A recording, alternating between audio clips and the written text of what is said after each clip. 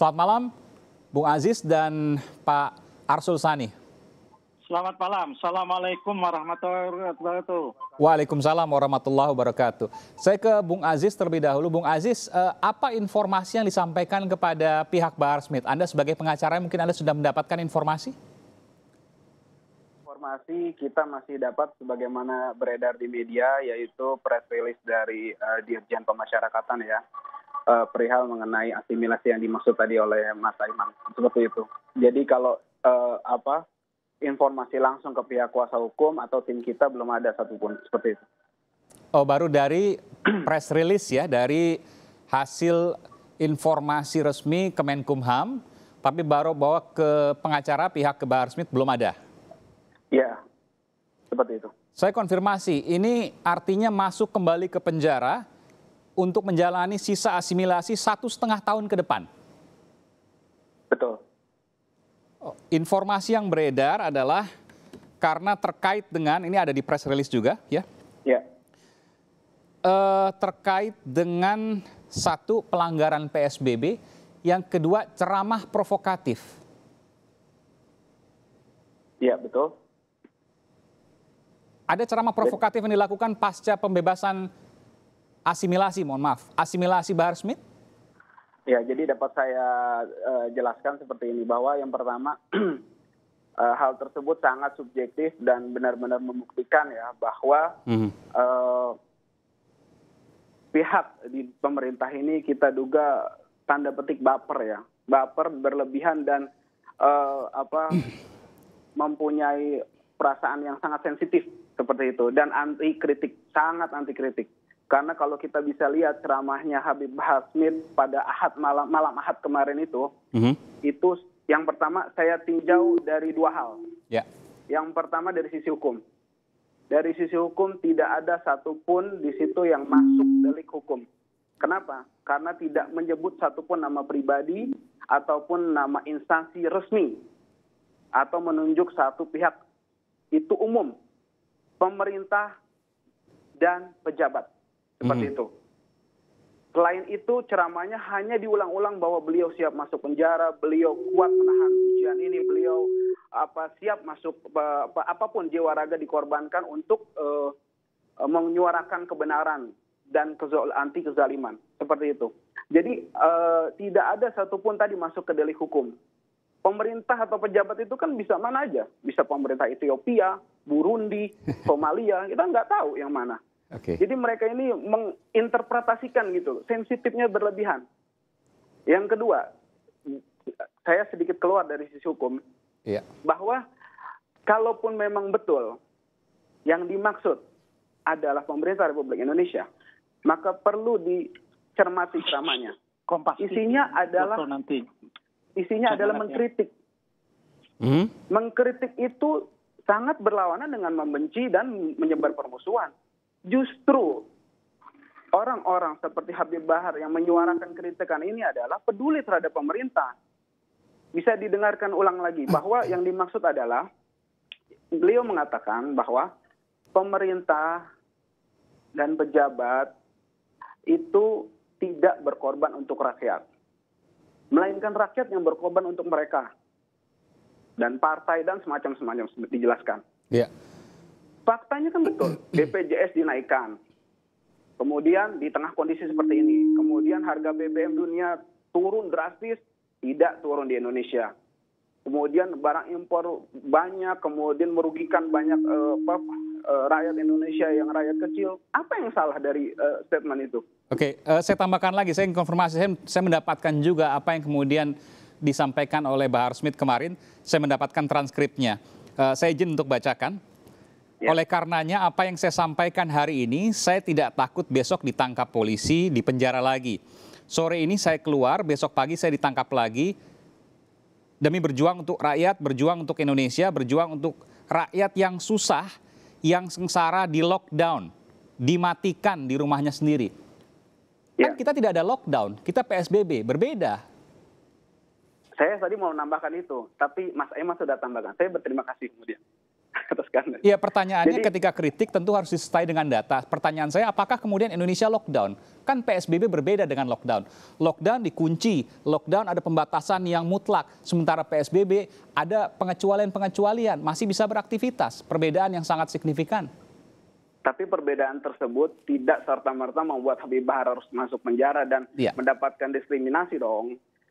Seperti itu kan, diskriminasi artinya apa? Ini kan subjektif. Tadi saya jelaskan, subjektif kecuali diserang, jelas disebut misalnya contoh Presiden Jokowi atau Presiden Republik Indonesia atau pemerintah Indonesia seperti itu jelas mungkin. Anda menganggap bahwa ini adalah kritik yang biasa saja begitu? Sangat biasa. Oke, dan baik. justru ini harusnya diapresiasi bentuk kecintaan seorang warga negara terhadap negara dan rakyatnya dan masyarakatnya. Ada kata-kata lockdown dan mematikan rakyat di rumahnya sendiri. Saya ingin ke Bung Arsul Sani. Apakah ini biasa atau ada hal yang memang tidak biasa? Bung Arsul? Begini, Bung Aiman, ya, yang dilakukan oleh pemerintah, kebijakan mempercepat asimilasi itu tunduk sepenuhnya pada aturan-aturan baik yang ada di dalam Undang-Undang Pemasyarakatan, Permenkumham, dan SK Menkumham. Nah, tentu kemudian dalam pelaksanaannya, ketika seseorang berdasarkan Permenkumham yang mengakselerasi asimilasi itu diberikan asimilasi dan kemudian dianggap ada pelanggaran kembali, tentu itu yang bisa menjawab adalah Menkumham. Apa dasarnya untuk misalnya menyatakan katakanlah Habib Bahar itu sudah melanggar aturan asimilasi. Sudah ada dalam press release Bung Arsul bahwa ada dua, yang pertama pelanggaran PSBB, yang kedua adalah soal ceramah yang dinilai provokatif. Pertanyaannya tentu ini menjadi ranah pengujian nanti di hukum. Tapi pertanyaannya apakah apa yang dituduhkan oleh press release dari Kemenkumham ini tepat atau memang berlebihan? Itu pertanyaan saya. Begini, kan tadi saya sampaikan bahwa seorang warga binaan pemasyarakatan atau narapidana yang mendapatkan asimilasi itu yang harus diingat, dia tidak mendapatkan pembebasan dari hukum, dari sisa masa hukuman. Dia hanya mendapatkan kesempatan untuk melakukan asimilasi ya di tengah-tengah masyarakat dengan mengikuti aturan-aturan. Nah, aturannya itu kan ada di sana. Karena itu kalau boleh saya menyarankan, tentu kita minta juga dari tim pengacaranya Habib Bahar untuk mempelajari dulu aturannya, kemudian baru di-cross-kan dengan apa yang terjadi pada Habib Bahar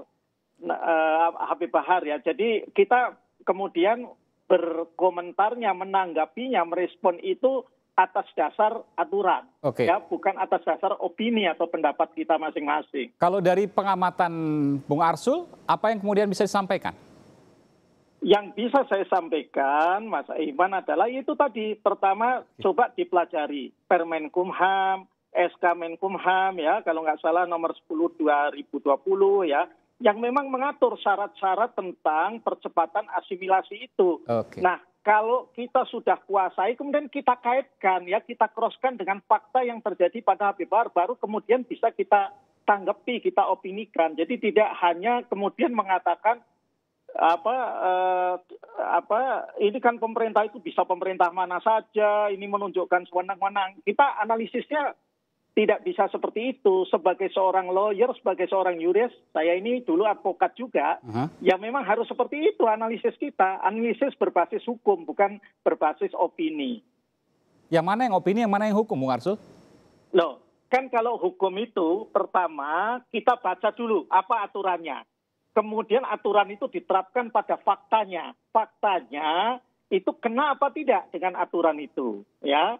Nah, kemudian kalau itu tidak kena, katakanlah kemudian Kemenkumham ya mengambil kebijakan atau keputusan untuk mengembalikan Habib Bahar ini ke lapas, itu berdasarkan diskresi. Nah, kita dalami diskresinya itu benar apa tidak. Kalau tidak benar, ya harus dipersoalkan melalui jalur hukum. Justru tadi mengatakan bahwa dari Bung Aziz, pengacaranya, bahwa ini berlebihan. Karena tidak seperti yang dituduhkan. Yang pertama soal ceramah provokatif. Kalau PSBB tentu diakui ya, Bung Aziz ya, karena memang sangat rapat sekali pada saat penjemputan dan lain sebagainya. Itu tidak bisa dibantah karena ada video yang kemudian didapatkan yang tersebar. Betul Bung Aziz? Kalau PSBB begini, Mas Aiman, penjemputan itu kan tidak ada di situ. Jadi Habib Bahar pulang, kemudian ada masa yang menyambut, itu di luar kuasa dari Habib Bahar atau klien kami itu. Jadi bukan berarti itu di luar kuasa dari klien kami. Itu nggak beda seperti acara-acara konser atau apa yang memang terjadi di tengah pandemi ini seperti itu. Jadi kalaupun memang itu dituduhkan, kita minta keadilan. Seperti itu. Minta keadilan dalam bentuk apa maksudnya? Sekarang ada beberapa yang mengumpulkan kenanya kan denda kemarin di Sarinah. Kemudian ada beberapa yang intinya begini, yang saya mau sampaikan adalah kenapa penyakit Habib Bahar ini responnya hukum itu tegak sekali seperti itu. Bahkan tadi begitu berlebihan. Tapi menyikapi yang lainnya, bahkan petinggi negara ada yang hanya meminta maaf karena kemarin memang merasa melanggar PSBB. Yang melanggar mereka loh. Yang mana nih? Supaya jelas kita. Acara konser. Konser, oke. Pak Bambang Susatyo kan meminta maaf. Artinya mengakui kan. Sedangkan Habib Bahar tidak pernah menyambut atau memerintahkan masyarakat. Ya, berbeda kan, konsernya tidak rapat dan apa yang kemudian kita lihat seperti ini. Seperti yang mana? Konser yang di mana yang Anda maksudkan ini? Kan rapat itu mereka berdekatan. BPIP semua, maksud Anda kan? Iya. Begini Mas Aiman, boleh saya kasih masukan ya. Jadi harus dibedakan. Kalau Mas Aziz tadi, saya, Mas Aiman melanggar PSBB, maka itu tunduk sepenuhnya pada aturan-aturan PSBB. Tapi kalau dalam kasus Habib Bahar, beliau ini kan masih menjalani hukuman. Namanya warga binaan pemasyarakatan. Jadi kalau ada yang dilanggar termasuk melanggar PSBB, maka tunduknya pada aturan-aturan tentang warga binaan pemasyarakatan, bukan pada aturan PSBB-nya, itu hal yang lain. Itu. Tapi tadi saya sampaikan Pak Asrul yang terhormat, tadi saya sampaikan bahwa itu di luar kuasanya beliau, dan yang mengadakan bukan Pak Habib Bahar, seperti itu. Bukan dari Pak Habib Bahar. Setuju, itu Anda persoalkan. Anda persoalkan itu, ya saya setuju kan. Saya tidak mengatakan bahwa Anda nggak boleh mempersoalkan itu. Silakan. Tetapi artinya ketika kita melakukan perbandingan harus apple to apple, begitu loh. Saya tadi perbandingan apple to apple dengan yang satu adalah terkait subjektivitas tadi, terkait coba saya luruskan sedikit, mohon maaf Bung Aziz. Karena yang dipermohonkan maaf oleh Bambang Susatyo, Ketua MPR, adalah terkait dengan foto bersama, betul ya? Ya. Foto bersama yang kemudian terlalu rapat lah begitu. Satu hal itu. Tapi kemudian yang di di penyambutan Bahar Smith ini ratusan warga, atau saya nggak tahu jumlahnya banyak sekali, yang kemudian berbondong-bondong. Masa yang terkonsentrasi begitu ya.